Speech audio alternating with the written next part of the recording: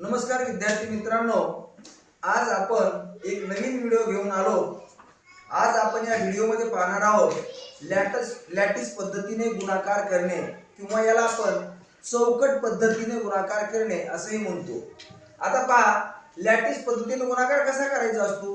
बऱ्याच मुलांना संभ्रम होतो की आपल्याला हे गणित जमणार नाही, परंतु आपण जे रेग्युलर गुणाकाराची गणित सोडवतो त्यापेक्षा खूप असे सोप्या पद्धतीने हे लॅटिस पद्धतीचा गुणाकार करता येतो। चला तर मग आपण पाहूया, समजून घेऊया। या ठिकाणी मी उदाहरण दिलेलं आहे 68 गुणिले 7। आता हे उदाहरण झालं, याची पहिली पायरी आहे आपण सर्वात अगोदर या गुणाकाराचं या ठिकाणी विस्तारित रूपात मांडणी करून घ्यायची। आता विस्तारित रूपात मांडणी करताना पहा, हे 68 आहेत, एकक स्थानी 8 आहेत म्हणून 8 या ठिकाणी घेतले। दशक स्थानी 6 दशक म्हणजे 60 म्हणून आपण या ठिकाणी हे 60 घेतलेले आहेत। 60 अधिक 8 गुणिले हे 7 ला 7 या ठिकाणी आहे। यानंतर आपण ही चौकट तयार करायची आहे आपल्याला। या चौकटीमध्ये पहिली जी चौकट आहे, या चौकटीमध्ये गुणाकाराचं चिन्ह लिहायचं आहे आणि त्याच्या समोरच्या चौकटीमध्ये ही पहिली संख्या 60 आणि अधिक हे 8 दुसऱ्या चौकटीमध्ये आणि गुणिले जे 7 आहेत त्या गुणाकाराच्या खालच्या चौकटीमध्ये 7 लिहायचे आहे। आता हे जर आपली मांडणी करून घेतलेली आहे।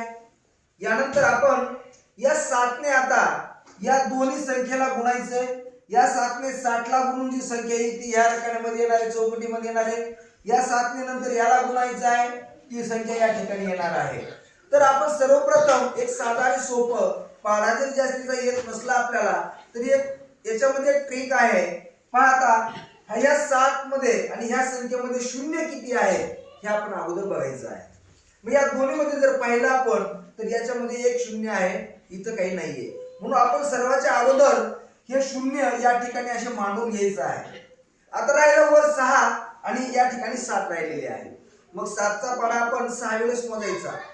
7 6 42 म्हणून या ठिकाणी हे 42 आले, म्हणजे 420 या ठिकाणी याचा गुणाकार 60 आणि 7 चा आलेला आहे।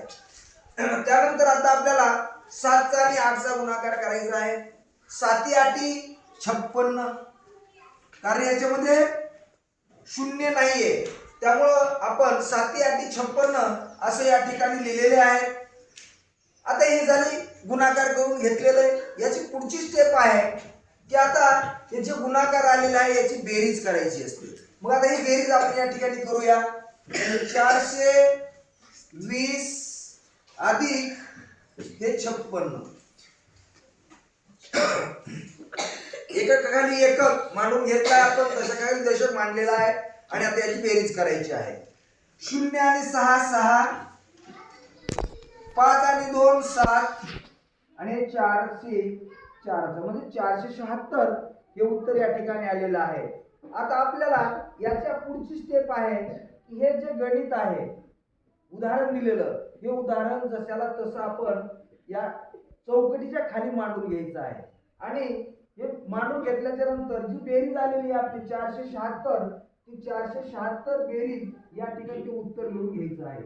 476 अशा प्रकारे लॅटिस पद्धतीने आपण हा गुणाकार करू शकतो आणि कोणत्याही स्पर्धा परीक्षेमध्ये 3री 4थीला या गुणाकाराचा वापर आपण करू शकतो। धन्यवाद।